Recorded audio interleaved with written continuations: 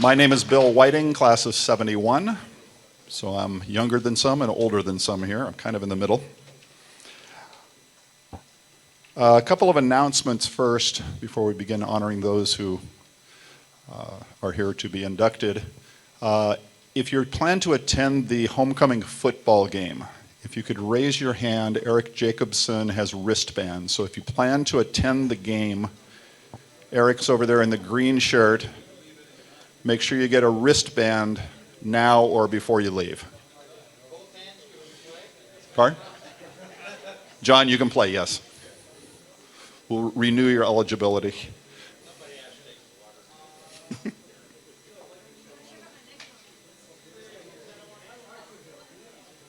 Okay. After the program, you will be where? Okay.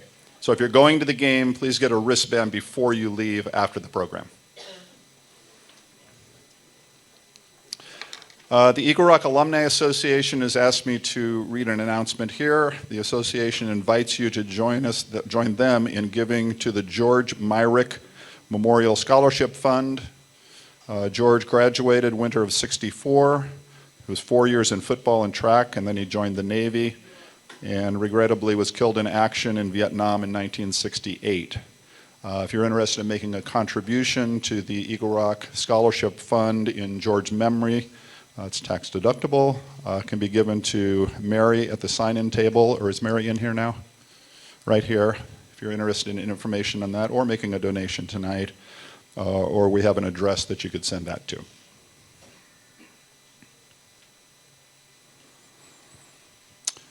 Okay, now on to the reason that we're here. One thing I've noticed in the Hall of Fame ceremonies in recent years is that oftentimes the inductees will reference the athletes from Eagle Rock a year or two or three ahead of them. They were my heroes. They were the ones that I looked up to. That's quite common. And I want to take some podium privilege here and give one little remark on that. I went to Toland Way Elementary School. Any other Toland Wayers here? Just for the record, Irving, it was junior high at the time, Irving Middle School?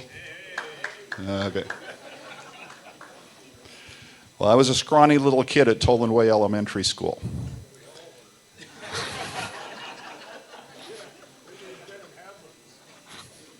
And when I remember in fourth grade, there was a sixth grader at Toland Way that I literally and figuratively looked up to. He was a 5'10" sixth grader. And one of the highlights of my life is that we played after-school basketball, and Jay Hellman picked me to be on his team as a fourth grader. I was so thrilled, and I never forgot it. And Jay is one of the inductees this evening. He ended up being a much better basketball player than I ever was. Okay, so let's move on then. We'd like to begin with our national anthem, if everyone could rise, please. And the national anthem will be sung by Jacob Park, Eagle Rock class of '94.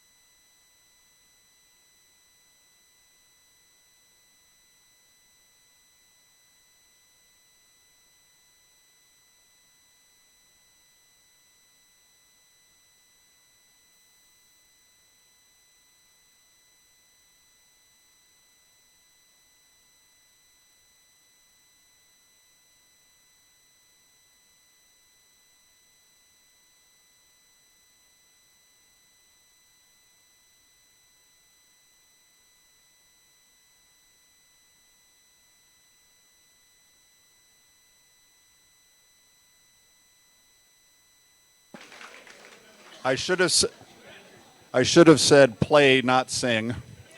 I said sing because quite a number of years ago at an Eagle Rock alumni basketball event, Jacob volunteered or was asked to sing the national anthem a cappella. And he knocked it out of the park a cappella. And a side note, he sang at my wedding too, so. Thank you, Jacob.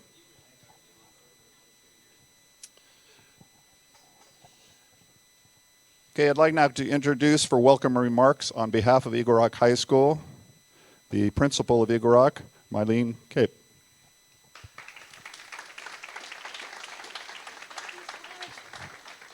Hello, everybody. Thank you so much for coming. And every time I come, I talk about three things: academics, athletics, and arts. So first of all, in academics, we have the most career and technical education programs in the state of California, including video production. So this event, our 12th annual, is being live streamed, and our amazing teacher and students, you can see them here and back here. Give a wave. So we are just so thankful as we continue to use the technology that we have available. I know, it's amazing, amazing. So last year's top 3 graduates of the class of 2019 are at a little university up north you might know called Stanford. So our number 1, 2, and 3 are at Stanford University. Number 1 and 2 turned down an Ivy League. And so it speaks to the level of rigor that we have at our school, the amount of activities and access we have for our students. The third student is one of mine, and so now I'm proud to say that all 4 of my daughters are proud members of the Alumni Association, and it's sad because I don't have children on campus anymore, but I know that they're part of this great group of people. So we receive 5 copies of the newsletter. And so I tell people, but it's because we can share so many great things, because we need to learn from our history to make sure that we tell our students, like, this is what happens when you graduate from Eagle Rock High School. You belong to a great community of leaders and amazing people who give back to our school. And in athletics, I'm going to let Coach Martinez talk about it, but I'm so fortunate to be able to work with Coach Jacobson and Coach Martinez in the work that they do with athletics. And in arts, our PTSA just raised almost $27,000 because we need to support our California Exemplary Arts Program.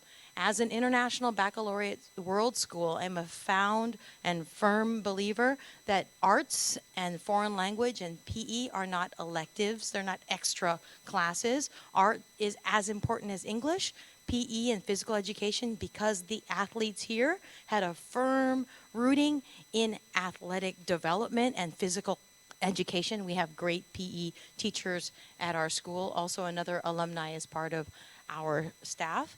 And so with that 27,000, we're hoping that we're putting pressure on the district. As you know, we have 2 huge construction works right now. They're called seismic retrofit. And in the auditorium, they're going to put back the old, ugly wooden seats. So we're trying to get new wooden seats in. So I saw a sample today, so I'm getting closer to my wish of when we open a safer auditorium, we also have brand new wooden seats, so that when you come back for any event like our amazing concerts or our theater programs, you'll be in nice new seats. I know many of you want to know about our South Gym. It's supposed to open June 2020 as a safer facility with new floors, new bleachers, new ceiling, and most important to all of our volleyball and basketball players out there, heating, ventilation, and air conditioning. So we're going to take away the home field advantage of the very hot box, but it's important to us that we step into modern times and make sure we have these modernization projects on campus. And so with that, it's just so my proud honor to be one of a group of people that's learning our alma mater, but we know because of our courage, strength, and honor, Eagle Rock, all hail. And so, Coach Martinez, please talk about athletics. All right, good evening, everyone. I won't take too much of your time, although with the amount of success that we've had, it's going to be hard to be brief. what I did is I asked our coaches to send me a little snippet about their summary or summarizing what their seasons were like last year. I don't have everyone's, so what I'm going to do is I'm going to read what I compiled, and then I'll talk a little bit about some of the other sports that didn't send me anything, and then I'm going to finish off with track and field because there's some really cool stuff there. All right, on the girls volleyball end. Oh, by the way, Mrs. Kipe, she's amazing. She's highly supportive of athletics here. It's amazing to work under her or with her. And not only is she a great leader, but then she facilitates or shows us all how we should be with each other. And that's why we have such great athletics, great arts, and great academics. So thank you, Mrs. Kai, for being awesome. So girls volleyball, I'm going to read what Coach Bergeron had sent to me. The girls made the open division for the third straight year where the top 8 teams in the city section compete. So what they've done differently over the last few years, rather than having Division I or Division II, any team that's in any of the divisions that's ranked in the top 8 automatically get put into this kind of a supreme bracket of sorts where they get to duke it out no matter if they're Division I, Division II, based on enrollment or whatever it is. So that's pretty impressive, third straight year. They won their 10th consecutive league title and 8th consecutive 10-0 league season. The Eagles ended league last year with an 85-game winning streak in league competition. I mean, that's pretty remarkable. Trina Limbo was selected first team All-City, and Jade Fuentes was second team All-City, and Jade is actually back this year playing, so I'm quite certain she's going to be first team All-City this year. On the boys' end of volleyball, the boys made the open division seed number 5 for the second straight year. The boys finished 7th at the Las Vegas Easter Invitational last year in a field of 40 teams, so that's pretty impressive. They were runner-up to Carson and champion Pacifica in the Southern Regional Division III competition. They won their 12th consecutive league title, and they marked their 10th consecutive 10-0 league season. So they ended last year with a 107-game winning streak in league competition. So Coach Tim has got a good thing going there. The girls' tennis, last year they were undefeated in league. They're the 2-time defending city champions. Yeah, that's something to clap about. Let's see. They're still undefeated so far this year in league. I saw them play yesterday. They look impressive. The boys' tennis team last year were also defeated in league, and they ranked 3rd in the open division last year for playoffs. Girls' basketball, they won their 8th straight Northern League championship. They played in the open division for the CIF LA City section playoffs, and they made state playoffs for the 6th time in 7 years. And that's relatively new, these state championships that we get to go to, and we've had a lot of teams go to them, so it's pretty awesome. They had 2 players that were first-team All-City. We had Charlize Ia and Amanda Williams, and they were also co-players of the year for the Northern League. Let's see. They have been 84-1 over the last 8 seasons or so, with 1 loss to that blue school about 5 miles away, right in the middle of there. But 84-1 over a span of about 10 years is highly impressive. The softball team, they won their 3rd consecutive year as they served as a Northern League champs for the 3rd consecutive year, and they were ranked in the top 10 in LAUSD or CIF LA City section last year. They had 2 girls in the LA City section all-city team, and 1 is returning for her senior year this year. And from what I understand, she's going to be committing to San Diego State to play softball down there. So pretty good. Football, of course, they made the open division playoffs last year. We lost a heartbreaker in the semifinal game to Garfield High School. Our boys played pretty hard and came up just a little bit short last year. The boys basketball team, they actually won the Division II city title last year. Amidst all the craziness that is the construction that's going on in the South Gym. So they've been housed over at Yosemite and in the small gym sharing time with volleyball, wrestling, and then the girls basketball team. So despite some of the circumstances that we've had to endure, the kids have done a remarkable job achieving success, and I think that lends a lot of support to the fact that we have really hardworking coaches that preach being able to persevere. I'm going to finish off with cross country and track. In track and field, our girls were the league champions for I think the 11th year in a row or something like that. We had a girl finish 6th in the city in the 800, her first year ever running the 800, and she ended up running 223 point something, and she finished 2nd in school history upon graduation, and she's up at Berkeley now. Let's see. On the boys' end, we had a city champion in the 3200. His name is James Corrigan. Last year at the Arcadia meet, which is the biggest high school invitation in the nation outdoor, he ran 913.80 fully automatic, which more or less ties him with the school record. He also ran 423 in the mile. So at this point, in my humble opinion as his track and field coach, he is probably going to be the greatest distance runner in Eagle Rock history, and it's been a lot of fun being able to coach him and watch him run. Yeah, and so not to be outdone, but his sister runs on the cross-country team and the track team as well. And those girls last year, I had four freshmen, a sophomore, and a junior on the cross-country squad last year for the girls.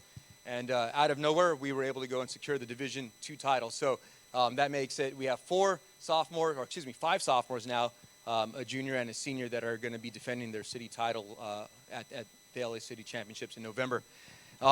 That's about it. I appreciate your time. Go Eagles, and please come out and watch more sports. I know this is a once-a-year thing where we have the homecoming game, but certainly you guys are all more than welcome to come watch volleyball and tennis and cross-country and track and field. It'd be great to see more and more of you at these events. The kids love seeing alums. Mario Hidalgo, who lives in the area, will be occasionally running by, and if he's running by, I'll say, hey, Mario, can you speak to the kids real quick? And he's always very gracious about doing that, and the kids love being able to see alumni that have done what they're doing now and, listen to the words that you might have to bestow upon them. So thank you all for being here, and thank you for your time.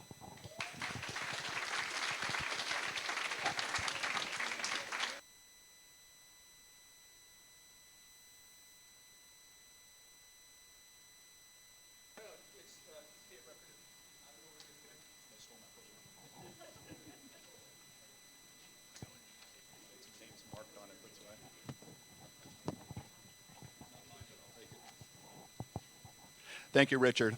I enjoy that segment every year because it keeps getting better year after year after year. It's wonderful. I may have taken Bill's notes.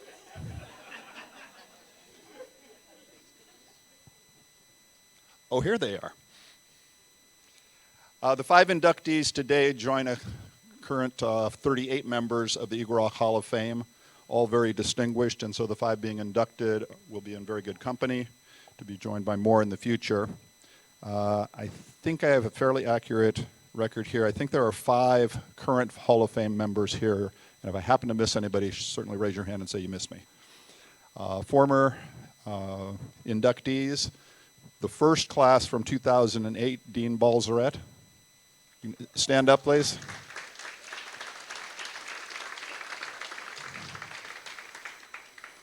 And once all of these are introduced and all of this year's inductees are introduced, we'd like all the former or current members to come up for a group picture, if you could. Also here today, 2 members from the Hall of Fame class of 2013, Tom Burns.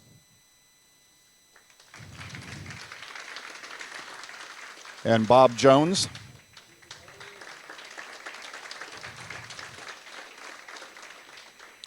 Hall of Fame class of 2015, Kenny Lee.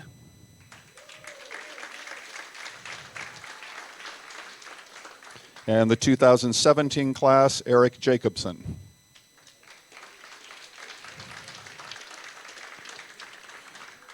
Eric is the wristband guy. Did I miss anyone who's in the Hall of Fame who I didn't mention? Good.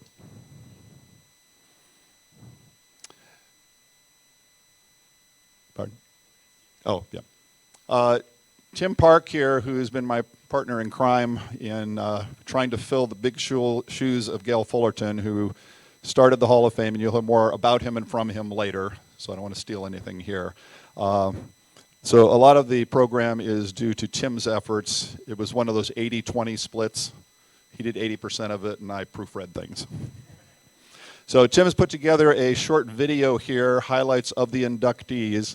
Since it's a fairly small screen, anybody who's on the edges, margins here, who'd like to get up and move for a sight line so you can see it, now would be a good time to do that.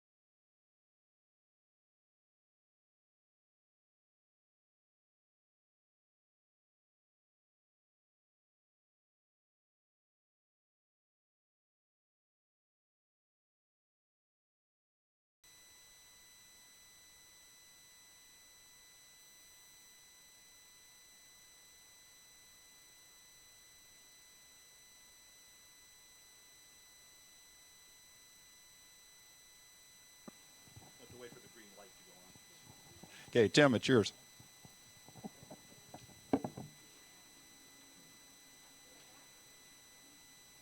I'd like to add my welcome to all those who have come and spoken before. It's definitely an honor and privilege to be part of such a wonderful event. I've had the opportunity to email and speak with several of the inductees as well as those in the past, and what an honor, what a great gathering it is just to share the pride and the joy and just the camaraderie as we reflect on our years back in high school and years since. It's been truly a pleasure and honor, obviously working with Bill. He was my high school basketball coach and volleyball coach, and he was the one who helped turn things around. The way I got involved was back in class of 2012. Andy Rivera, he was the one who got inducted, and I happened to have the fortunate blessing to be his coach. And so since then, we've been working with Gail, and as Bill mentioned, definitely big shoes to fill, and we're trying our best. And so truly an honor to share this evening with the 5 inductees. So what we'll do is in the order listed there in the program, so we'll start off with in the order of youngest to oldest. So we'll start with Ross Lopez, who will present Nikki Sheldon. So Ross.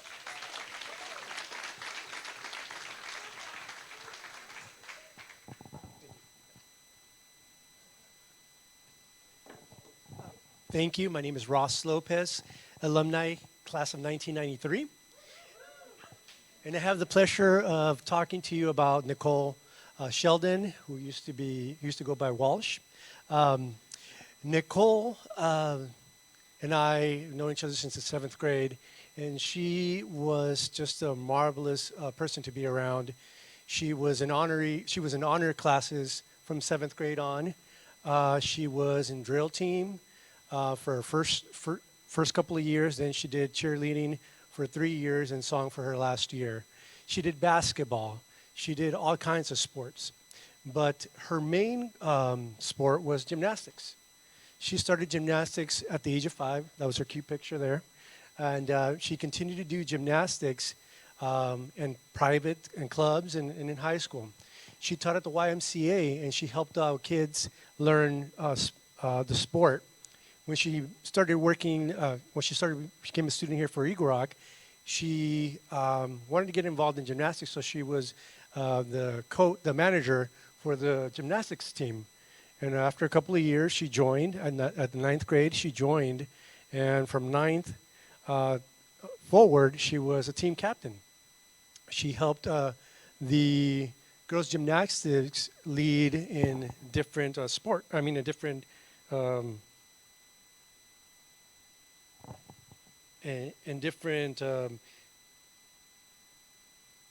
different years. In 1990, she placed first for floor and vault and was 4th place for balance beam. In 1991, she placed 2nd for vault, 3rd in balance beam. In 1992, she placed 2nd for bar, beam, and 3rd place for vault and floor. So she was really good at gymnastics, and she just didn't specialize in one area. She was all around good. And you can see when she was a cheerleader, she translated that into the cheerleading arena, and she was great. She also did private clubs, and she did also well in the private. But not only that, but she was a great person. When you would talk to her, she was humble. And she didn't let any of this success come off in a way that was offsetting. She's a great person, and I have the honor of introducing my great friend, Nicole Sheldon.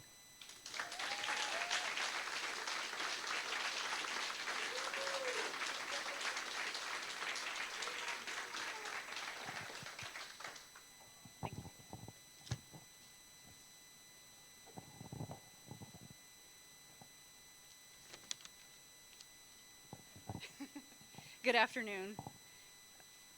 Thank you, Ross, for your kind words and for being here to support me today. First, I'd like to thank the Eagle Rock High School Sports Hall of Fame Committee for this honor, to Coach Lou for the nomination, and to all other members who have helped organize this event. It was a wonderful surprise when Tim Parks, Sports Hall of Fame Committee member, called to inform me that I was going to be selected for this induction. I was overwhelmed with feelings of surprise and excitement. If you ask my family that are here today, they would tell you that I immediately started practicing my handstands and cartwheels. During my high school years, I participated in 3 sports, but my passion was always gymnastics. Being involved in sports allowed me to participate in pro-social activities. Sports fostered friendships, and I'm friends with many of my high school teammates today. Thank you, Erica. Some of my most memorable high school moments were during practices, competitions, and time spent off campus with my teammates. Through sports, I learned self-discipline, commitment, confidence, and humbleness. Other skills such as multitasking, prioritizing, including others, and patience have shaped who I've become and assisted me as my role as a probation officer today. Recognizing and promoting sports and other pro-social activities creates support, feelings of belonging, and similar beliefs, all which promote a healthy lifestyle for our youth. Today, I'm a proud wife and mother of 2 beautiful daughters who are both athletic and involved in sports. I value and encourage their commitment and sacrifices as they participate in competitive sports. Today, I'd also like to thank my high school gymnastics coach, Jan Fries, for her guidance, support, and her compassionate nature. My high school teammates who always supported me and encouraged me to do better, and to my mom for her unconditional love and support. She made it possible for me to get involved in whatever sport I had interest in. And lastly, I'd like to thank my husband and my daughters for loving me and being here today. Thank you. Oh, don't go anywhere. Don't go anywhere. You're not done. You're not done. So we have, Carol has started this tradition for all our inductees, and Hi, everybody. Yes, this is something that the city councilman, Jose Huizar, wanted to present to our honorees today. Okay? That's something nice to frame, isn't it?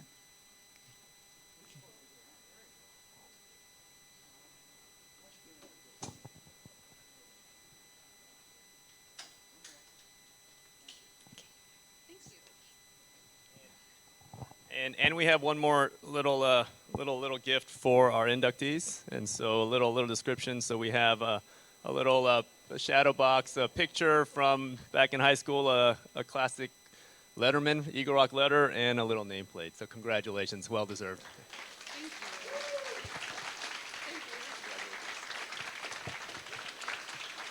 And next up, we have Mr. Ed Tooley from the class of '75, who will be presenting on behalf of Ron Hightower. It looks like he has a prop already. So Ed, it's all yours. Tennis, anyone? Tennis, anyone? Ed Tooley, class of the 1975 Eagle Rock Eagles. As most of you know, I was the '74 JV Northern League Tennis Player of the Year.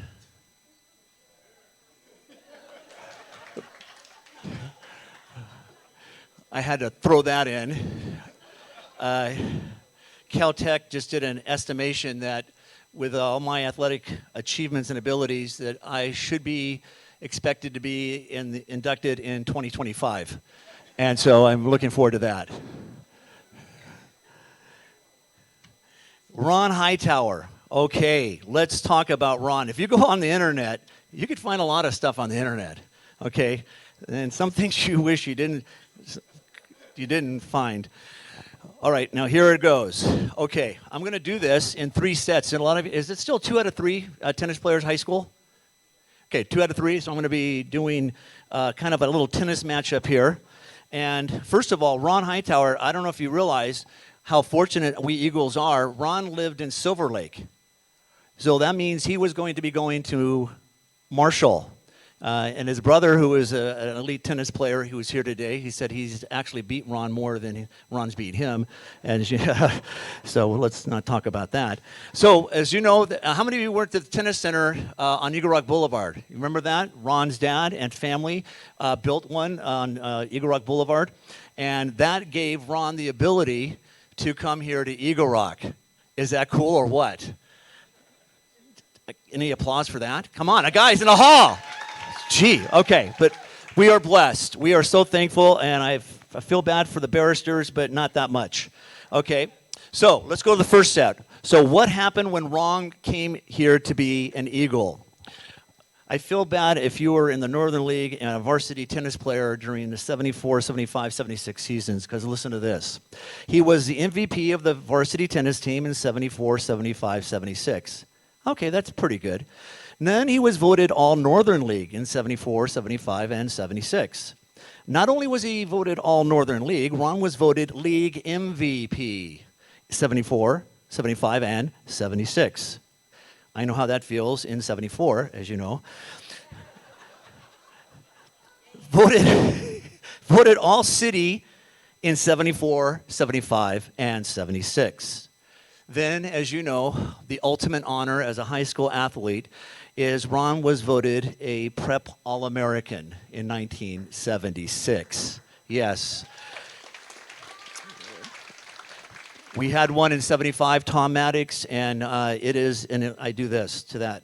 That Ron led Eagle Rock High School to 3 Northern League titles, along with a berth in the LA City playoffs during the 74, 75, and 76 seasons. Now, here's one for you. His career record in high school, 69-1. So all you want to know is, so who did you lose to? Well, Ron... He knew, okay? And his name is Drew Grotowen, and he wasn't invited here tonight. So,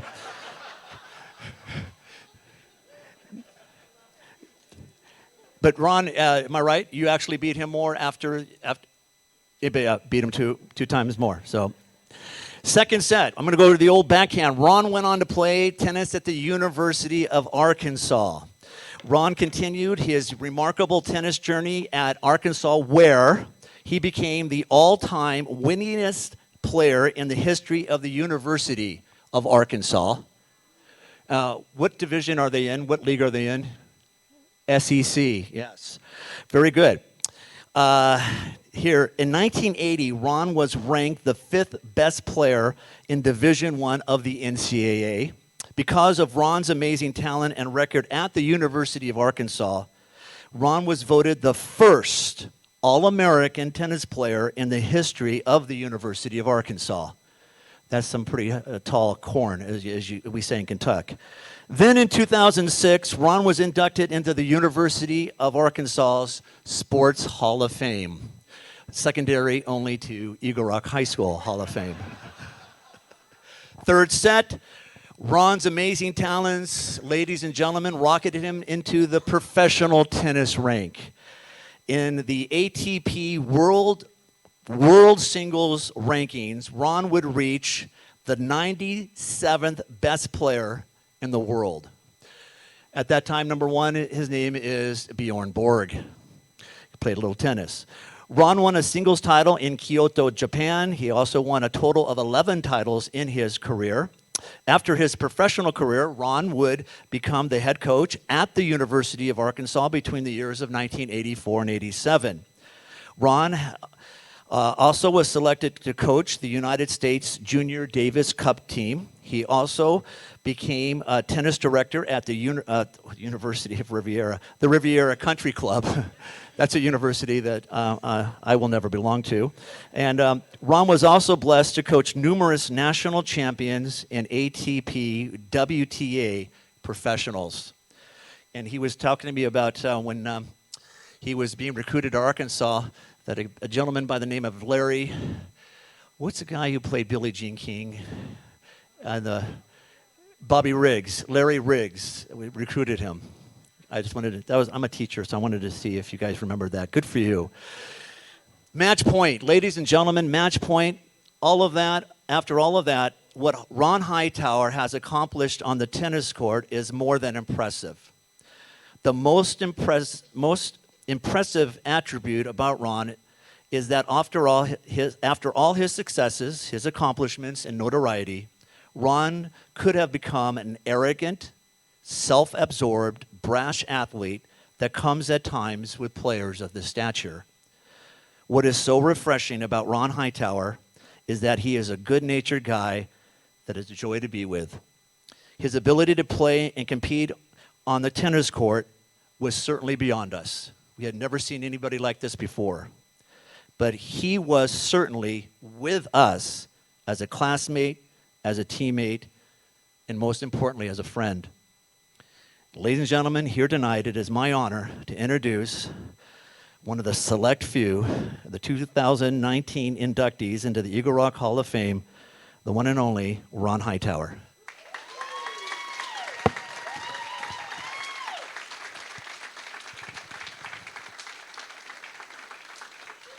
And since I'm still up here, I was not picked to play on Jay Hellman's team. I could almost do that starting lineup. Gary Bond, Andy Heides, Jay Hellman, Mike Mosso, and there's one other, Frank Casey. Ron Hightower. Give it up for Ed Tooley, everybody.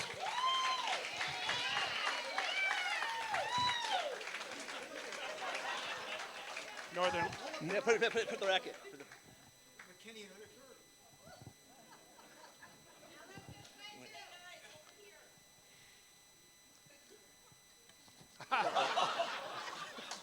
Sorry. I'm on medication. Okay. Northern League Player of the Year. Thank you, everybody. Thank you, Eagle Rock High and the Alumni Association. Great to be back here.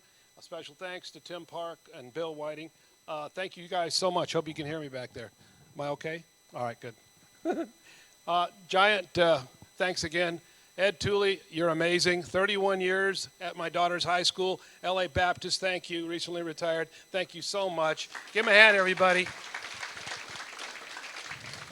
Thanks for the great words. And as you know, he's been a school teacher and inspired so many young people.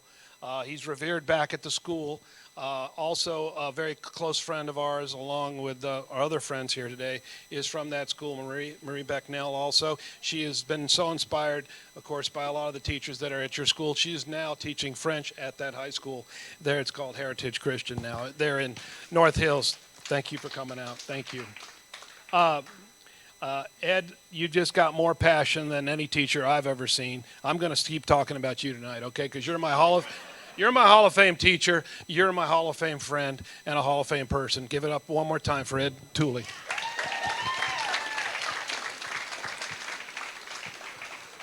I'm sorry, my other good friend here from Eagle Rock is not here. Friend and head coach, Coach Hal Stepto. He couldn't make it, and I know he's loved here. He was the head football coach while he was also our head tennis coach.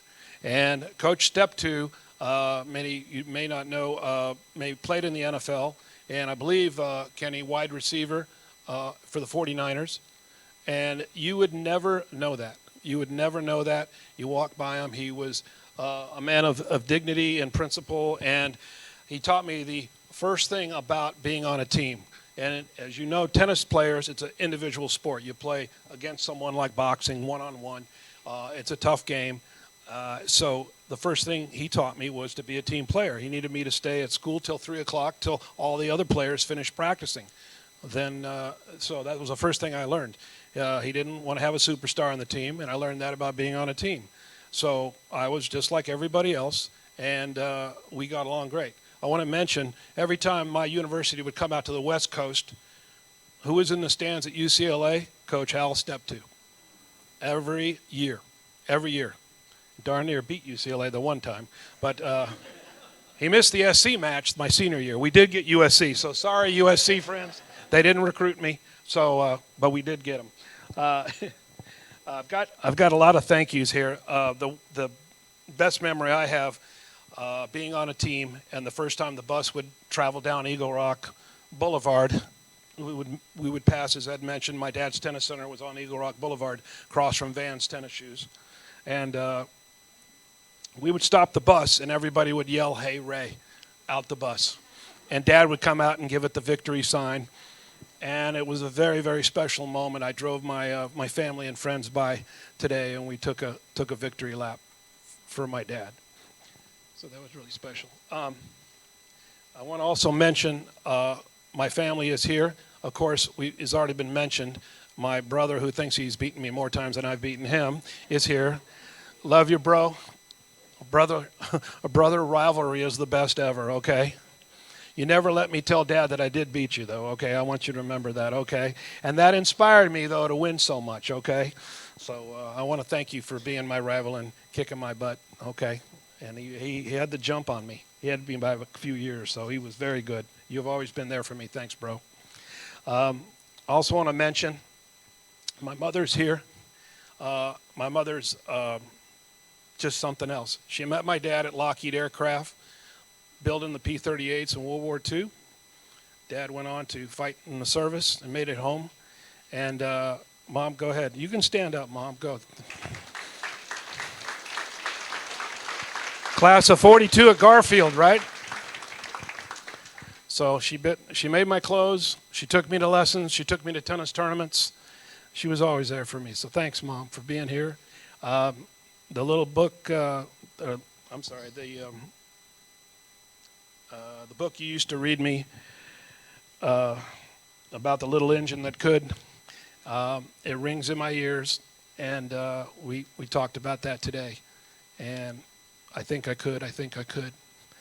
And I turned it into, I know I can. I didn't get the words right, but I do remember the first part of that book. But thank you for instilling that in me and getting me to believe. Beautiful. Also here today, my lovely bride here of 27 years. Jane, thank you. Go ahead, Jane. Say hi to everybody. Thanks for being there every morning for me. You light up my soul. We've had a great time. We raised our daughter Natalie. She's in musical theater now, living out of town, and it's just been a wonderful, wonderful life. All these years spending time with you. I'm so glad you could share tonight with me. Thank you. Okay. All right. I gotta share this with you. You know, I'm not gonna spin over. She drove by the Eagle Rock for the first time today, and I pointed out to the Eagle Rock. She was trying to find the eagle on the rock, and she said, "It looks more like an elephant." So we called it Elephant Rock all the way here on the drive here. But we, anyway, I have to get you on that. Anyway, we were just talking about my family that has been so supportive of everything we've done here. The guys that are sitting in this room, if you can recall the 70s, there were amazing group of sport athletes in our city. Not only here, of course, at the high school. You could turn on the TV. You had the Lakers, the Dodgers, USC, UCLA. I mean, we had it all here in the sports. And I think that had a big part in my life of loving sports and being on a team. And that's what hit home for me when I got on a tennis team here at Eagle Rock. I could be on a team. And being an individual sport, it was hard for me to understand all that. So this meant a lot to me being out here, and so all that in here. I'm going to also just finish up saying how many lucky opportunities that I had here. I just had one of my really close friends here. I want him to stand up. This is my John McEnroe lookalike, one of my rivals. Jeffrey Normile, everybody. Jeffrey, stand up. Now, I'll tell you, that's a spin. This is really not John McEnroe, who came close to beating. But Jeffrey, it's amazing. He was on, let's see, I want to say you played third base for the Eagles. First? Second? Oh, sorry. All right. Probably both. And he called me when I got back in town in L.A., when I went out to Riviera, and he told me he's got a coaching job at Redlands University. I said, well, that's great. They got a great baseball team. He said, no, I'm the tennis coach. And he got certified in Holland when he was living in Europe. And he's been serving our game for over 30 years. He's over in South Pasadena at Live Oak. He's done a great job growing our game. Thanks, Jeff. And thanks for coming tonight.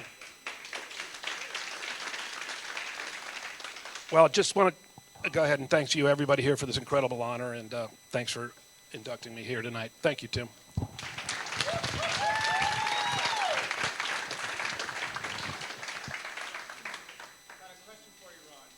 So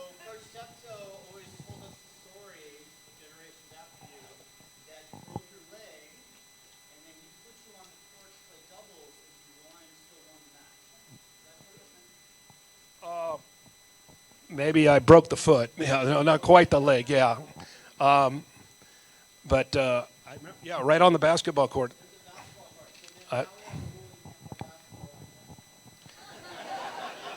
Or open a tennis can now. Yeah, that now maybe that is that. Yeah, that's great. All right, thank you, Eric. Thanks.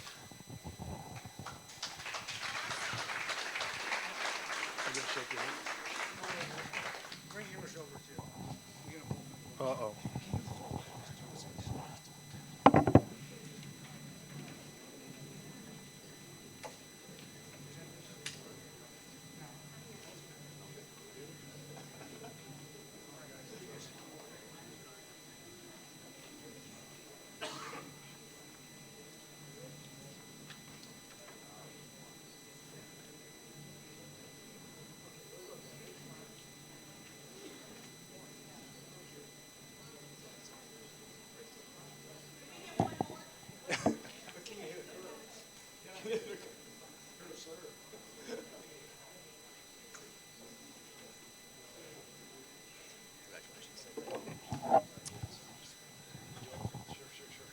Thank you so much, Ed and Ron.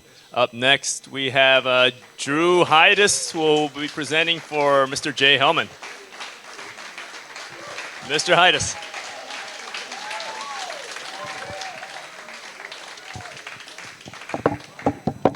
Oh, sorry. Hey, Ed, I'm up here without a prop, and you were supposed to bring the basketball, eh? You leave me high and dry. Well, we are gathered here to celebrate Jay Hellman's richly deserved induction into the ERHS High Hurdlers Hall of Fame. That's for all those of you who may not know that he was cajoled into running the high hurdles before his senior year, his junior year, when what he really wanted to do was practice basketball and get in the weight room and pump up his biceps. But the coaches prevailed upon him. We really need a hurdler, and Jay did it. And he did it reasonably well, but that's not why we're here celebrating his athletic achievements. 50 years ago, I had the dubious honor of talking about all my teammates as a team captain at the Eagle Rock Lanes bowling alley, that august little venue up there. And I had notes on an index card of all my teammates I was going to talk about. I was going to be referring to these notes. And a few months ago, I was moving across the country, and I was in my sister-in-law's basement where I'd had a bunch of boxes of stuff for 50 plus years. And I'm going through all this business, and here are these notes that I had buried and hoarded all this for this half century. It was a really fun discovery, and since I came across Jay's card, and since he was a best player, of course, he was due for some serious roasting. And I noted at the time that he had been unanimously voted as the most valuable player, which told us that we all know who Jay Hellman voted for. I said a few other things in that vein, but in truth, Jay is one of the humblest guys ever, and I do not say that sarcastically whatsoever. Jay is a gentle soul, and he was a fierce competitor. And one thing he was never humble about was his shot.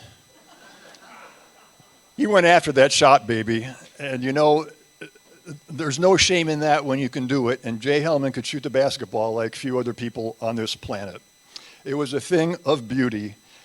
He was 6'7" tall. He shot 21, 22, 23, 25 feet out. It was almost never blocked. When he got going, he could just tear it up, just filling up that hole, eight shots in a row in a half, and keep on steaming. He averaged 21-something points, and this was in the era before that three-pointer came along. So that would easily have been 30-plus points if he'd have he'd been born at a different time. He was just itching to take a shot, though. He shot 65%, and given his range, that would have been remarkable if he'd had a three-pointer going with him. We had a great team, and 4 of the 5 starters on that team are here today, and the 5th starter would be here, but he was too ill. But we had a marvelous team. We were an offensive machine, and just to give you an idea of that, I was like the humble fourth leading scorer in the team at 18 points per game. But that was like way down on the list here. I had Gary Bond and Mike Masso, and of course Jay ahead of me. Jay was all-city first team in his junior year, and at a time of fierce competition with some serious players in that era. In his senior year, in one of his rare shows of heavy emotion and frustration on the court, I think he missed a layup in a practice, and he banged the wall, and he broke his hand. And this is like, before our first round of league play started, and we had to kind of limp along without him in that first round. We did okay. He came back strong in the second half, although he had this little cast thing going. But we were in shape to maybe take league, as well we should have. And we had a coach who was a very good man, and he was a great man and not as great of a coach as we really deserved. I think this point introduced us very early to tragedy, at least on a minor scale. Great team, high expectations, and we learned that, life is unfair. Who knew? UCLA coach John Wooden saw what there was in Jay, though. We didn't quite get there in that senior year, but Coach Wooden saw enough in Jay to give him a scholarship in that era of unbelievable UCLA basketball teams.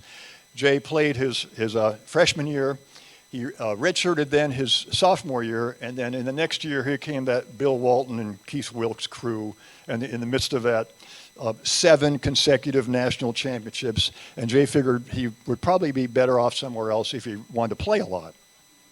So he transferred to Santa Clara, and he had marvelous success there as a 2-year starter, team captain, and playing in some serious basketball at a D1 level.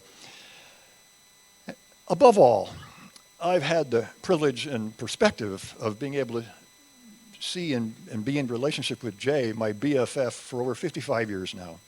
And I can say that he is right up there among the very best human beings I have ever known. I could go on for 55 hours elaborating on all of that, and I will mercifully spare you. But I will say that Jay is unfailingly kind, gentle, loyal, funny, embodying intelligence with heart, courage with humility, humor with the pain of life. All of those qualities are reasons for his hugely successful athletic career, his academic career with an MA and PhD degrees, a 5-year coaching career at Western State University in Colorado, where he got himself in the Hall of Fame there, an administrative career as an academic vice president there, and then finally 11 years as a college president there. All that from a guy who I was pouring beers with in a pizza joint at age 30. So there's a longer story there that I will let him tell you in due time. And then Jay suffered should have been a catastrophic stroke 10 years ago. Again, it was my privilege of visiting him in the hospital during that rehabilitation. I will tell you that for all the wind sprints we ran in practice, all the marathons we ran after our playing days, I have never in my life seen anyone work as hard as Jay worked in that hospital. It was a humbling experience for me. Therapists loved Jay because they were so unused to having someone so tenacious and willing to work hard and cooperate with what they were trying to get him to do. And Jay bounced back in a fashion that would have seemed impossible, that I thought would have been impossible, because I had witnessed what he was going through there. But that's Jay. With huge reservoirs of quiet strength, it is sometimes hard to see all of that with his unassuming demeanor. No one is ever less in your face than Jay. But at the end of the day, he accomplished more than all the aggressive job owners could ever hope for. And he did it with his dignity and his integrity and his impeccable reputation fully intact. Jay is now retired, enjoying the fruits of those long and intense labors with his devoted wife of 32 years beside him as always, and man, was she there in that rehab. Whoa. And the light of their lives, Devaney, my beloved goddaughter, who's also here tonight. It is an honor, and it is a time for celebration, and community, and memory, and maybe a little later on tonight, some champagne. And before that, a football game, and we get to hear from my buddy, Jay Hellman.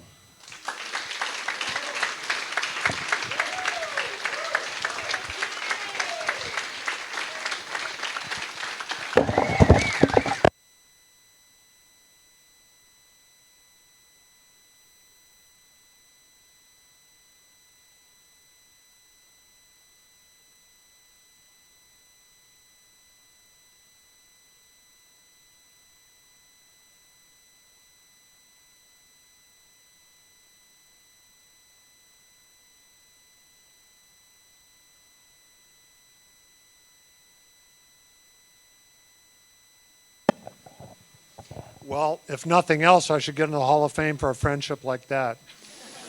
I mean, I'll tell you what, this guy, thank you, Drew. Appreciate that. I'd like to thank the committee and all those that organized this event. I am deeply honored and deeply humbled to be included in the Eagle Rock High School Hall of Fame. I feel Drew shared with you some of the medical issues I went through. I'm thankful and blessed to be here, having recovered from that, but moreover, I'm so deeply touched to be with my old teammates and many of my classmates that are here tonight, and I thank all of you for being here. 50 years, as many of you in the room looking around, 50 years goes by and, you know, high school kind of fades into the back. We develop an identity personally and professionally, and at least for me, I kind of compartmentalized and put high school behind me and didn't really think about it much till our high school reunion last spring, and now being inducted into the Hall of Fame. And I've had some time to be with my teammates here the last couple of days, and it has reignited those memories and brought them to life in a way that would not be possible if it weren't for this event. So again, I thank you, Tim, Bill, Gail, for having the Eagle Rock High School Hall of Fame, because what I have realized is that, as we all know, we oftentimes get identified with our profession and as we go through life. And I know I certainly did that as a college president. And after retiring a couple years ago, it was very difficult for me to let go of that identity. In many respects, I kind of got the feeling that that's who I was. And what I've realized in being with my friends and my high school classmates is there was a J in there long before the professional career. And I really appreciate this event, reigniting that memory and getting me more acquainted with myself. So in many respects, I just feel more whole as a human being, being reconnected with my boys. And there they are.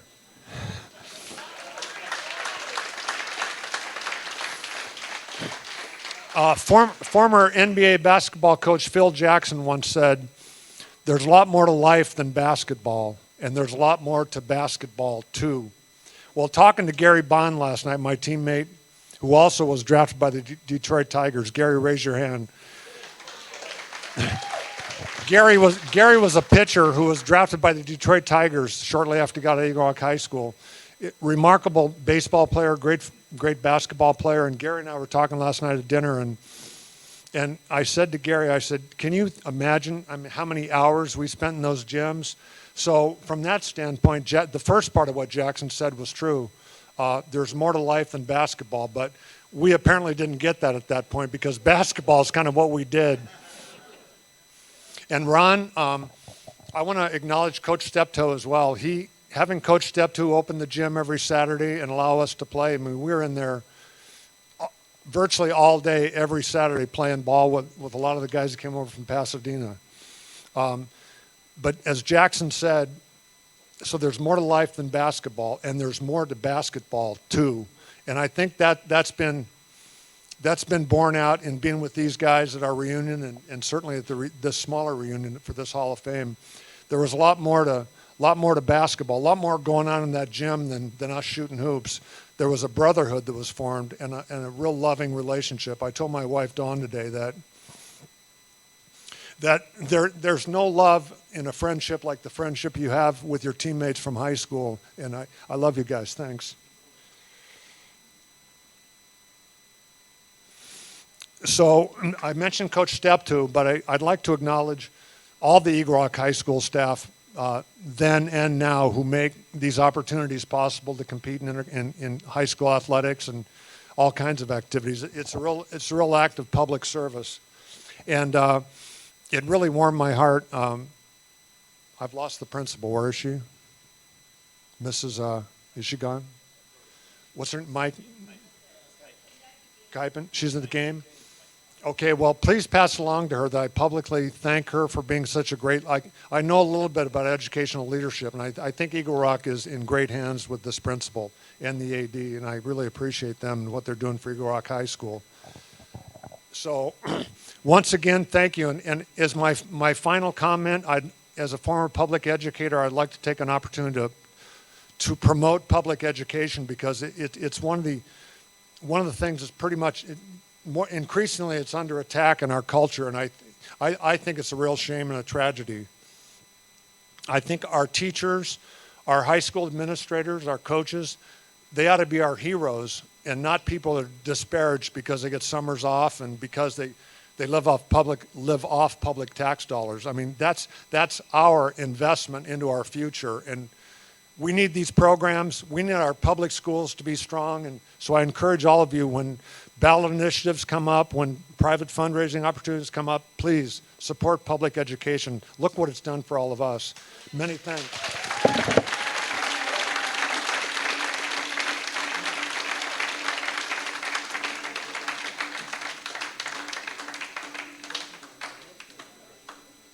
You got yours? Bill, you going to do it?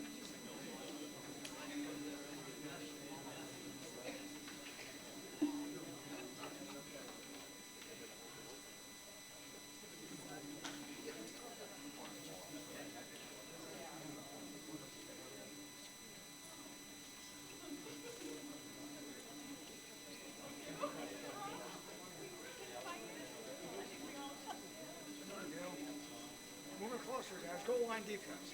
Okay, here we go.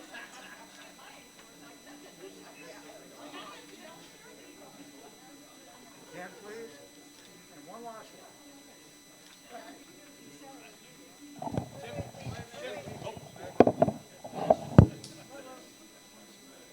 Back again. Deals good signature.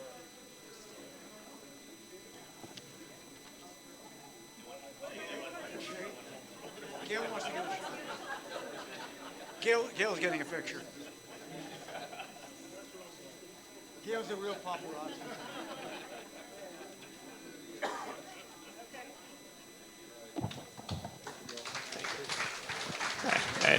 Hey, thank you so much, Drew and Jay. Congratulations.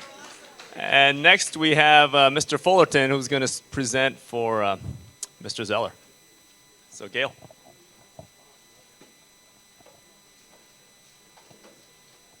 Thank you, Tim. I don't think we have anything to worry about in the future for the Sports Hall of Fame. I did it for a long time, and I just want to salute the two gentlemen tonight who are doing a great job, and I pray that they continue to do it.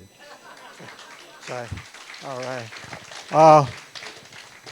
Tonight, for some reason, Mike Zeller wanted me to introduce him when I really don't see him very much. And we were in classes that were separate. I graduated 3 years before him, so I was a senior when he was in the 9th grade. But he asked me, so I looked up a lot of information about things that he had done. And two ways I can do it, just the straight sports facts.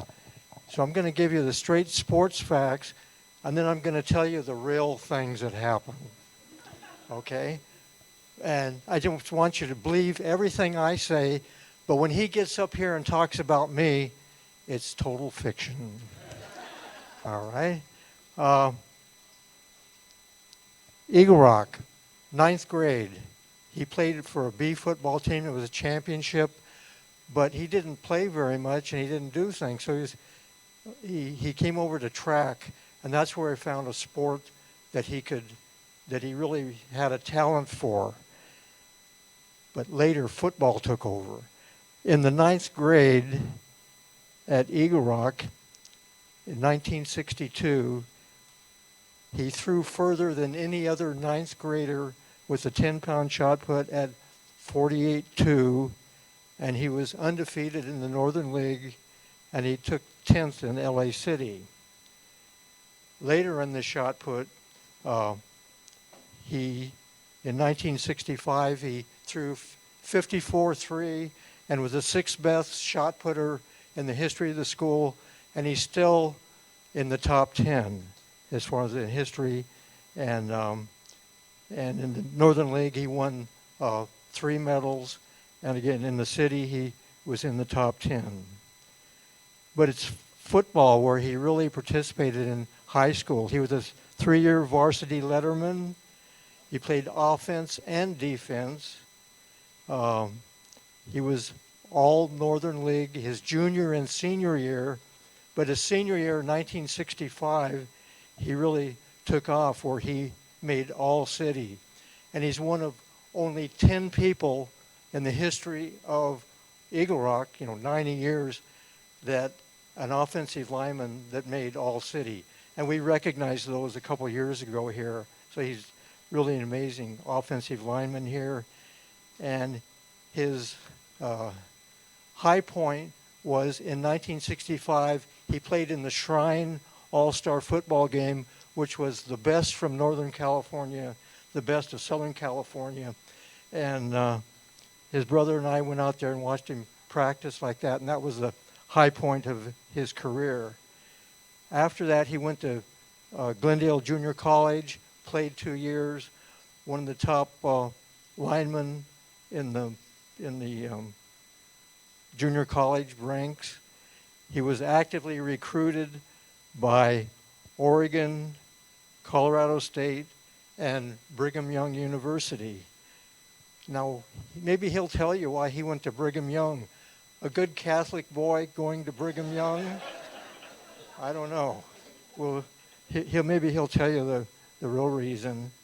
But now, after that, he got a master's degree in education, and he coached 2 years at Lehigh High School in Utah as a defensive coordinator, but he wanted to come back to Southern California, so he was 1 year at Covina, and he spent 4 years at Canyon High School, which I believe is in Anaheim Hills, as the offensive coordinator, and then 4 years as the head coach.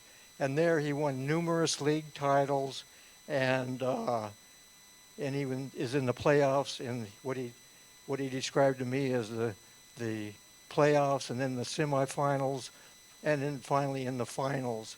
And in the final game, and they almost won. They lost by just a couple of points, so he's almost a champion there. He also coached the All-Stars in Orange County, so he had a great football career, playing and coaching. And he was noted as one of the best coaches, again, when he was in the Orange County All-Star games. He did all this up until the time he was like 38, and he said, I don't know why, he decided he wanted to do something else.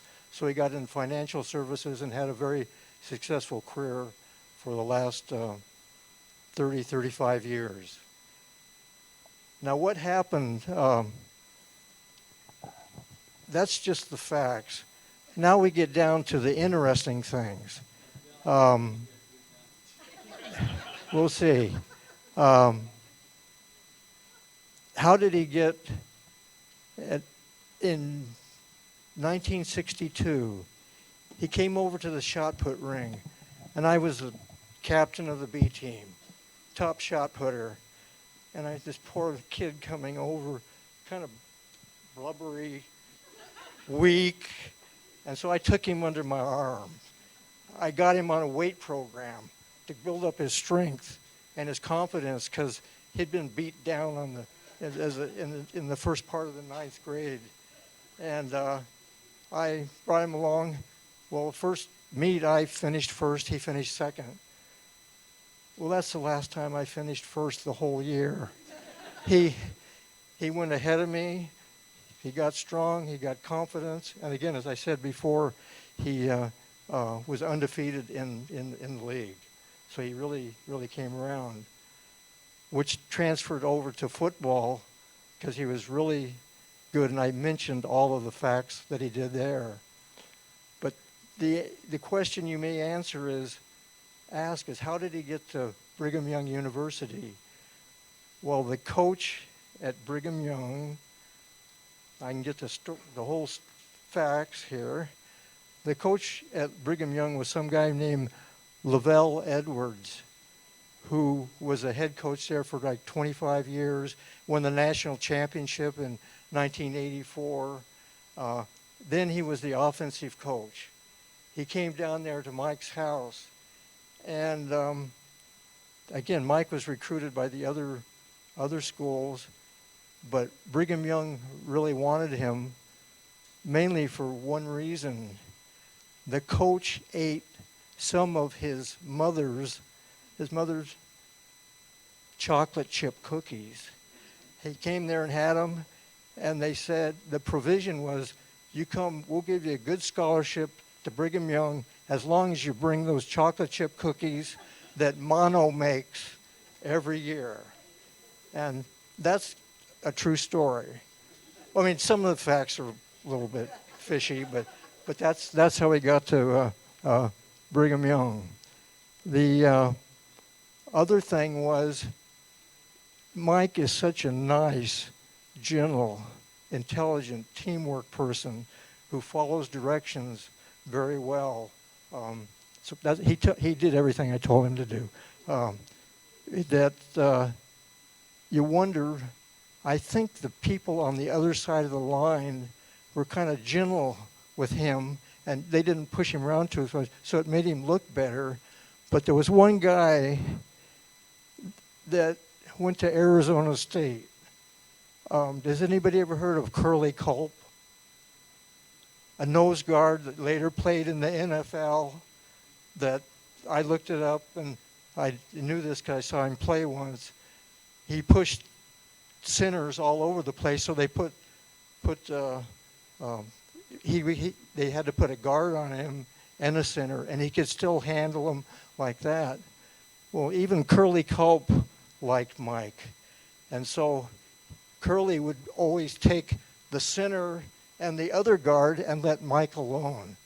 And that's what he got for being such a nice guy. His best qualities are he's likable. Of course, I don't see him that much, but he's very likable. And as far as I know, I don't think he has any enemies. He's kind. He has a sense of humor. And most of all, he's lovable. Kind of like if you made a TV series, remember Everybody Loves Raymond? It'd be Everybody Loves Mike. And it would be the coach. It'd be the head character. And you could follow it up with all of the things from high school like that. But most of all, I think he owes much to his mother, because his mother gave birth to such a sweet kid, and her amazing chocolate chip cookies, without which he may not have received a scholarship to Brigham Young, and he would not have met a Catholic girl that went to Brigham Young because of all of her Mormon girlfriends, would have not have met a Catholic girl. So her cookies brought Mike there, where he got a good education, but he also met Nancy, and I was in there. In fact, he's been married 49 years, and they're going to celebrate their 50th wedding anniversary next year. And if make sure you invite me if you celebrate anything. Okay. But anyway, I'd like to proudly present Mike Zeller, that former pudgy, weak ninth grader who magically changed to become one of Eagle Rock's greatest shot putters and offensive and defensive players.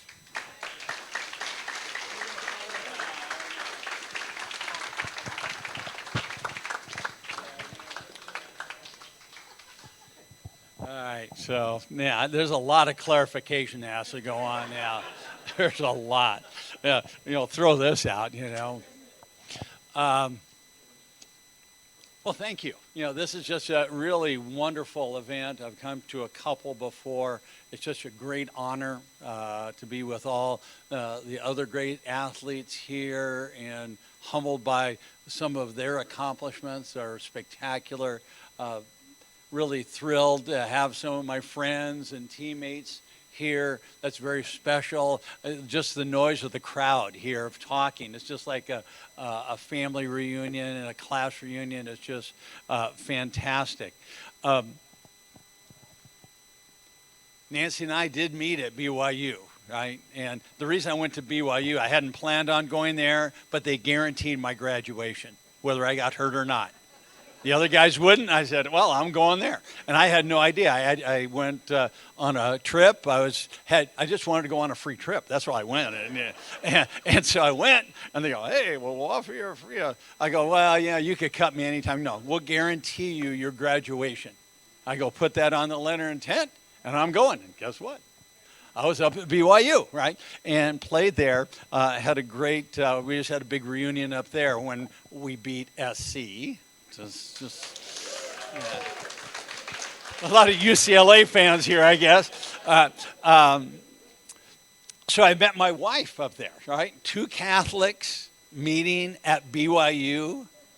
Okay, it's a match made in heaven, at least Catholic heaven. That was my joke there. So she's just beautiful. My lovely son, my lovely daughter Christina's here. Matt, my son, he played at University of San Diego. He was a center there. They called him the cup and the saucer. That's what he's a doctor in Mission Viejo. She's a CPA down in La Jolla. So I got my meds taken care of, my taxes. I am set. Yeah, man. Gail was in my wedding 49 years ago. Vince Volk was in my wedding, 49 years ago. That's a great friendship, to have those friendships, right? I can't see Gail because he's traveling all over the world. If you're ever on Facebook, he's like the Rick Steves of Eagle Rock High School. He'll probably have to do some kind of journal or something.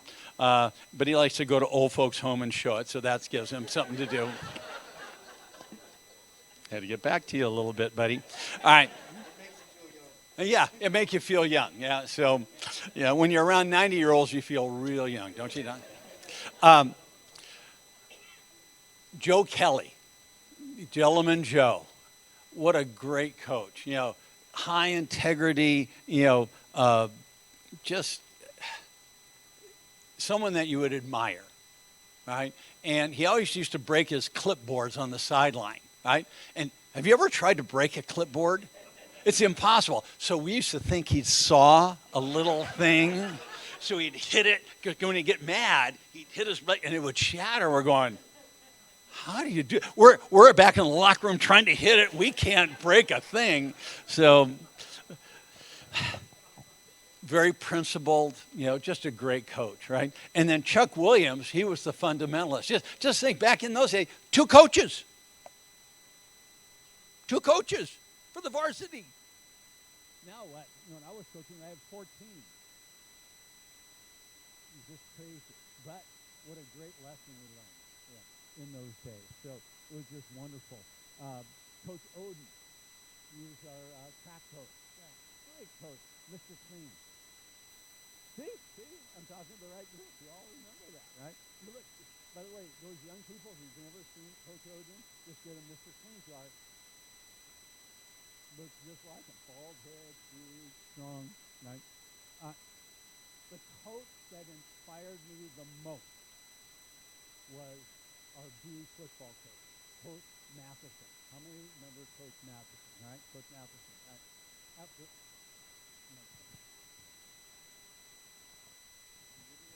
you hear me anyway? You can tell I was a coach. It doesn't matter. I don't need this thing.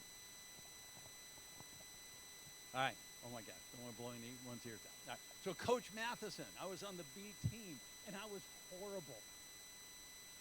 I was just like he said, never played football in my life. You know, my dad made me work. You know, football is for something else. You got to work. So until I was my freshman year, then I went out for football. So I knew nothing about it, right? Just horrible. At the end of the year, this is what Coach Matheson told me. The most inspirational speech you'll ever get. You'll never amount to anything in football. That was my exit speech. You'll never amount to anything in football. I go, yeah, that pissed me off. That really pissed me off. And I met Gail, and we started working out in the Olentas, and hey, it changed my life. I go, I'm going to be a sophomore level. That was my whole goal, just to show Coach Matt. This is a little side story. I love high school. How many love high school? High school was a great time, right? You know, it was simpler times. Is it like complicated days? You know, remember the show Happy Days? Yeah. You know, we were young looking at that, like our parents, oh, that's stupid. But today, those were great times. You know, where can you have Denny Poplowski firing up his dragster on Townsend Avenue? And running on Townsend Avenue. Can you believe that? It is stuff like, huh? I know. It's wonderful. Coming back here, tour, showing Eagle Rock, it doesn't look like it was for my kids. You know, showing our house. Driving on a double drive. Love trick-or-treating on big candy bar. And the house on the hill, remember the house on the hill? The Good Humor Truck. Lane's. Yeah. Lane's Mansion. Those are great times.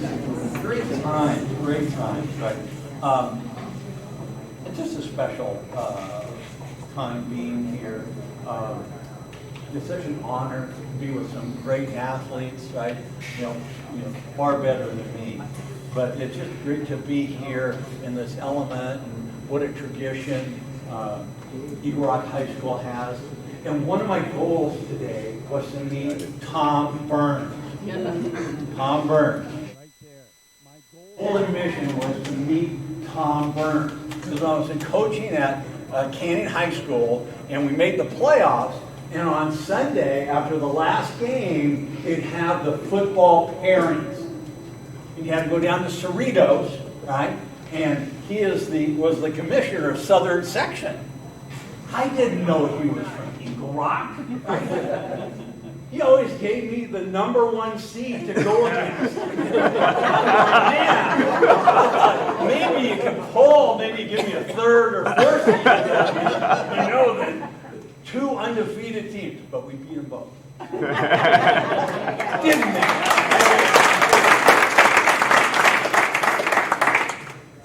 This is fun. You can see I'm sort of the quiet, shy type. It's just fun to be here with all friends and other students and players, and just really appreciate the honor, and thank you so much.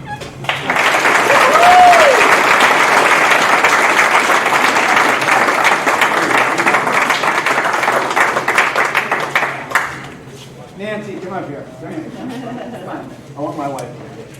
All right. Here, put her on this side of you. It'll look so much better.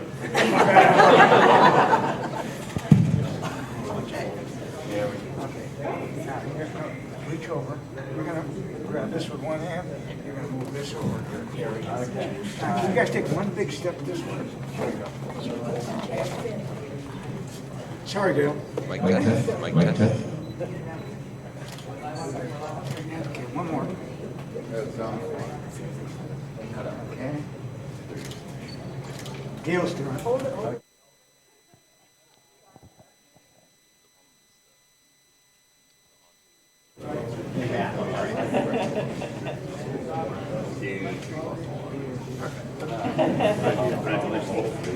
I don't remember you being a fly in with me.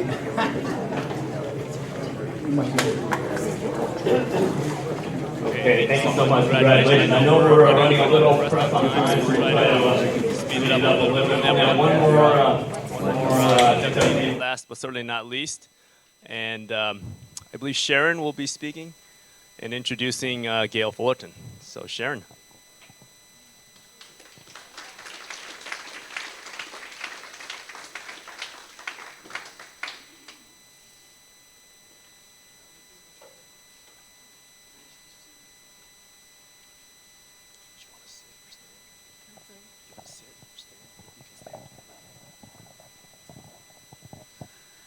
Hi, everyone, and congratulations. All of you are sports heroes. Tonight, I have the honor of introducing my adopted little brother, Gale Fullerton. I adopted him many years ago, and I still consider him a place in my heart for him. It's difficult for a bashful, shy, introverted fellow like Gale to brag about himself, so I'm going to do it for him. Let's begin by sharing a little bit about him as reflected by the letters in his first name. Will his harem please come up?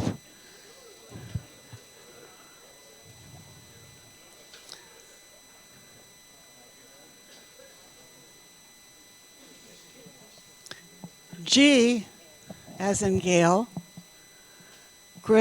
means graciously guides and gives. A is alumni athletic advocate. L is lovable, loyal leader. And E is extraordinary eagle. As I was doing this introductory sheet, I noticed the word eagle. And if you'll think about the letters in the word eagle, the first four letters in Gale's name are the first four letters in a different place in the word eagle. And that's what he is. Needless to say, Gale is all that and more. And as we all know, wives like to have the last word. And Bobby has this to show you. Lucky me.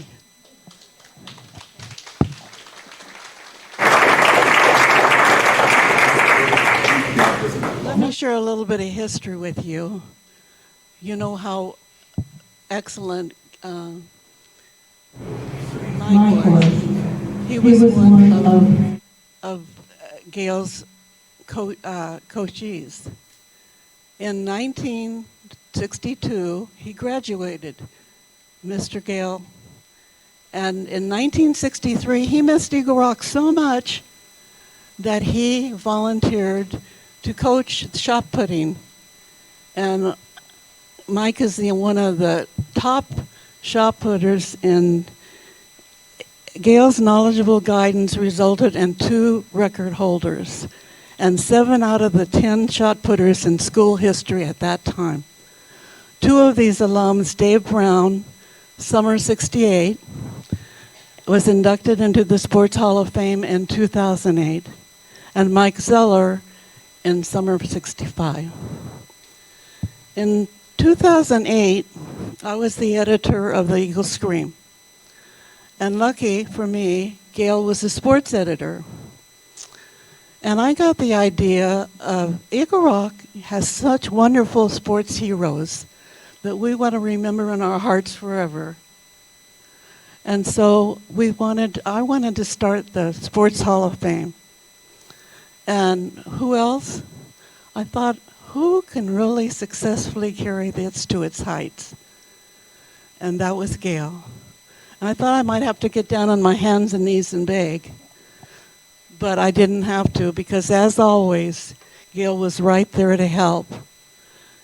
And he has carried it to heights of unbelievable altitude. So for 11 years, he has successfully conducted the Sports Hall of Fame. And he brought great joy and pride not only to the inductees, but all their family members, their wives, their relatives. All of you deserve a pat on the back because you're one of our sports heroes, or at least an advocate of one. In addition, Gail has taken this exciting event by providing T-shirts, plaques, medals, videos, and all kinds of wonderful attributes to the Sports Hall of Fame. So it's a nice place to come. And for the multiple gifts that Gail has given to the Alumni Association, he received the Soaring Eagle Award in 2007, which he is well deserved of. And through the years, Gail, along with the support of the Alumni Sports Hall of Fame Committee, the ones who selected you this evening, has paid tribute to 39 of our sports heroes. And we're very proud of them. It's now time for all of us, your committee, your harem, your adopted little brother, my adopted little brother, excuse me. It's time for us to pay tribute to you. Would you please, like, you all know Gail. So Gail, stand up and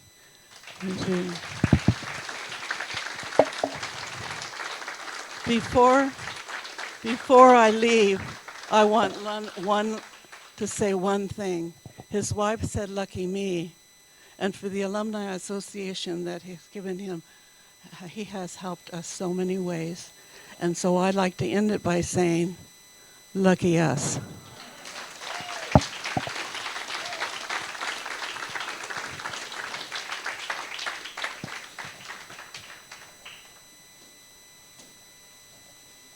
Oh, I'm walking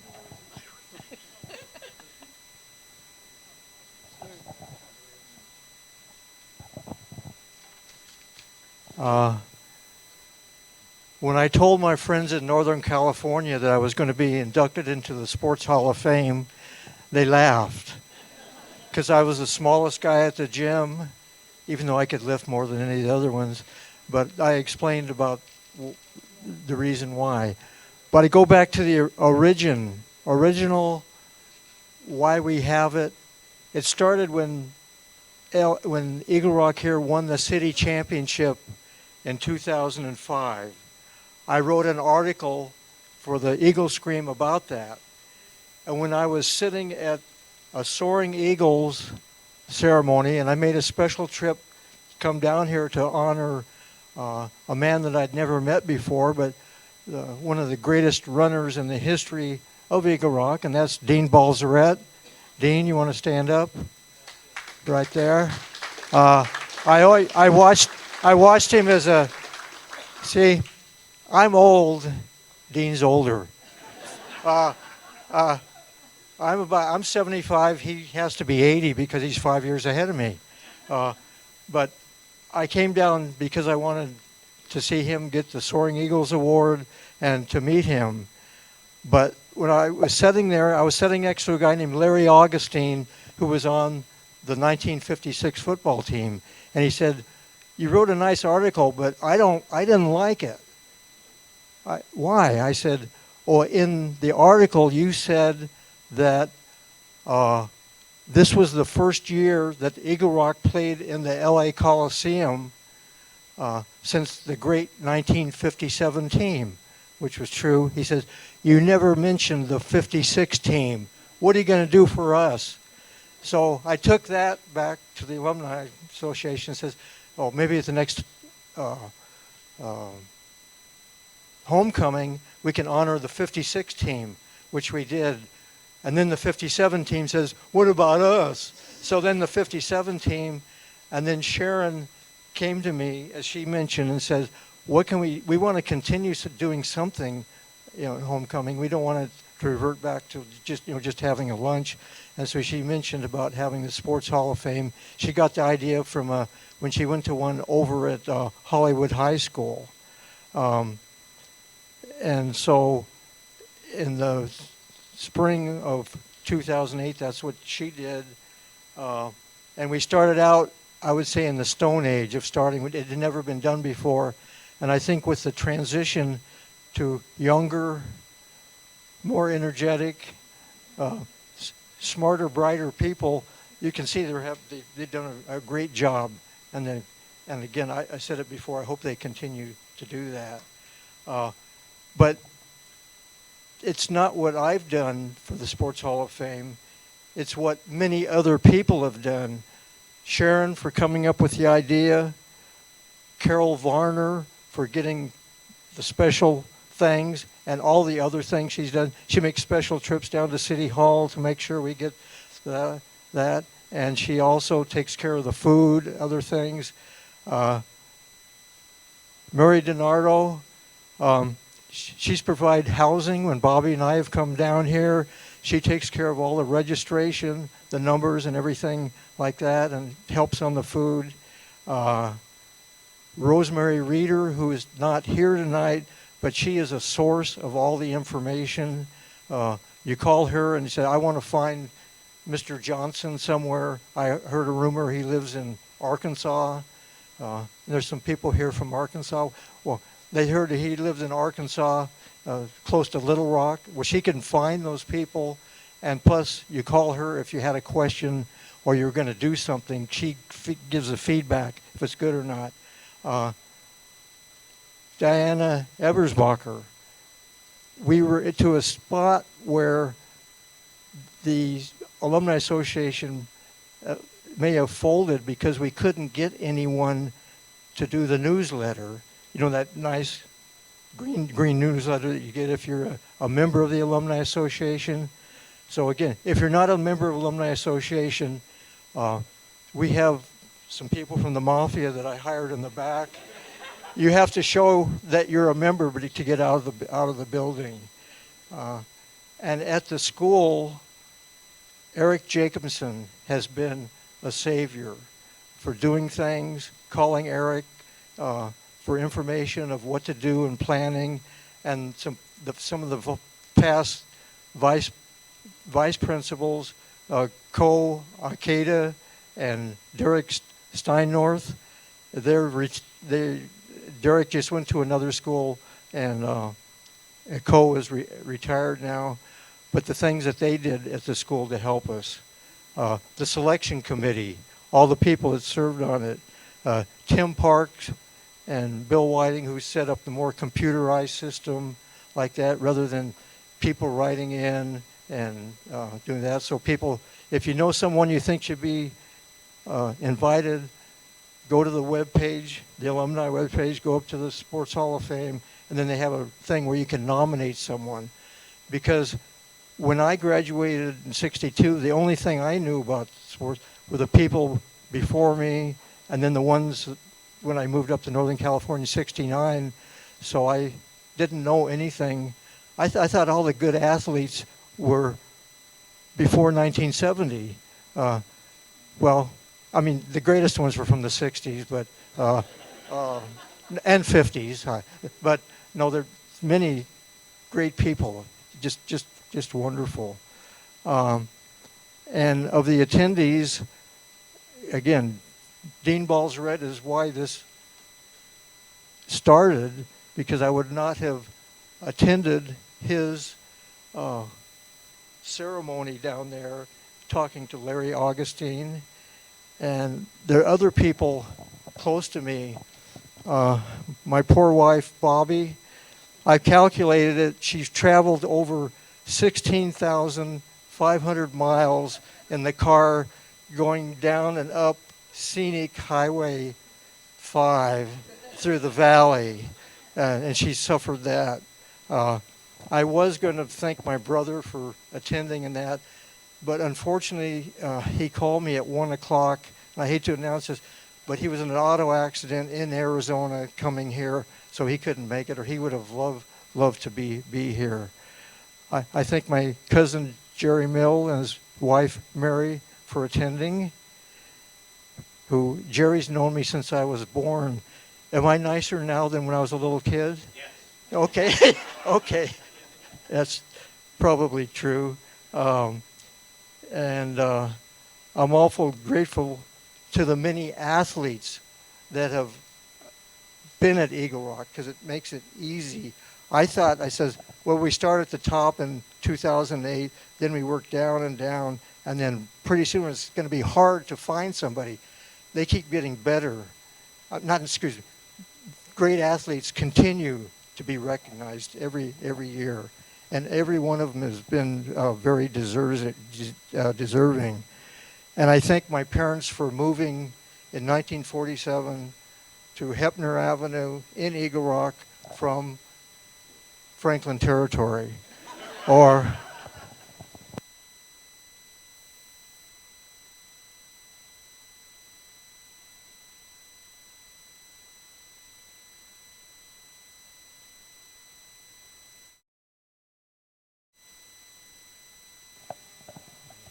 okay, and grateful.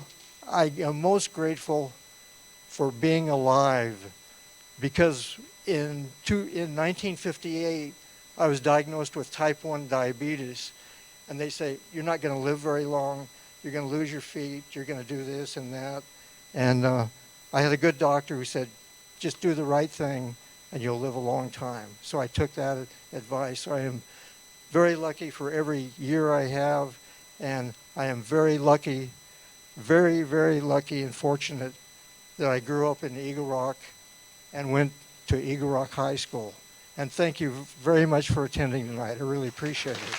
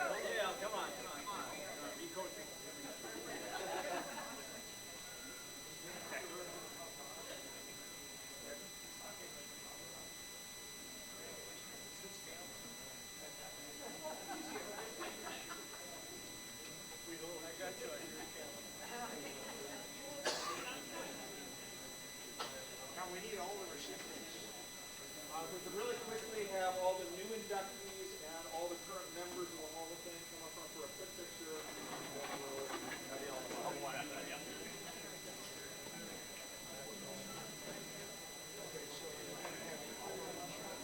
All one shot.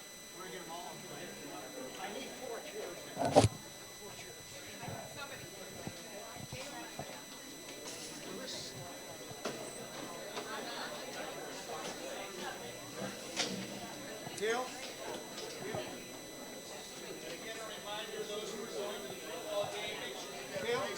Make sure you get your bracelets. Okay. Gail, Kenny Lee, Dean Balzarette, Ron. I think we got everyone here. I think we're all here. Once we get Kenny and Dean. Yeah. Oh, it's 5. Oh, Mike's standing. Yeah. Mike's standing. That's fine. We can get another chair if we want. Oh, Jay's right behind. Jay's right. Gail, you can sit. Gail, you can sit. There's another chair. There you go. Mike, you can have a seat. Yeah, Mike, you can have a seat here. Oh, so we'll put Jay, current sitting, and then alumni. Thanks, Eric.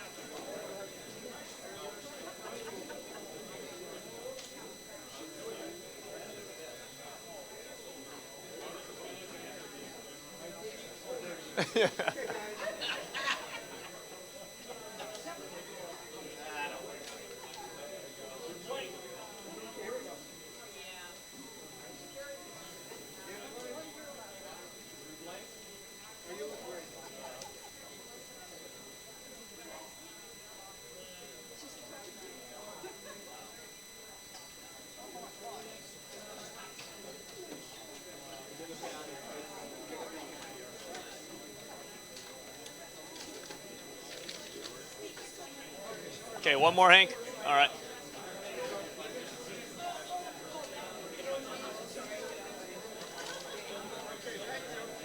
Okay, we will conclude with the singing of our alma mater, which Carol will lead us. The words are in your program. Hi, everybody.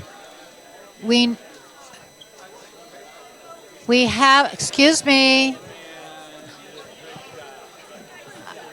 Everybody, could you please listen to this? I was a teacher, so I want my students to listen to me. Okay. We cannot end this evening without mentioning the people who helped put this together. All right, there was Jim and Judy Keller, Eric Jacobson, Mary DiNardo, Diana Ebersbacher, Mickey and Elaine Farrell, Ruth Farrington, Diane Jorgensen, and Kim Burnett, Soraya Fidel, Tim Park, and Bill Whiting. Give them a big hand. They really did a great job. For a first time, that's great. Gail and Bobby Fullerton, the Eagle Rock Italian Bakery. They gave us a really good bargain on those sandwiches, okay? Jose Huizar's office, when they made those beautiful certificates. The tennis team, they set up these tables today. The video production class, Sharon Gould, and I want to thank my husband for coming because when he heard Gail was going to be honored, he says, I've got to go to that. And there's my husband right there. Gail? Okay. All right. Now, everybody remembers the alma mater? Okay. Okay, Ray. No, don't start yet. Okay. Far above the city's turmoil, arched by blue above, Eagle Rock, from thee we proudly the name we love. Eagle Rock, thy symbol bites us, by it will prevail. To thy courage, strength, and honor, Eagle Rock, all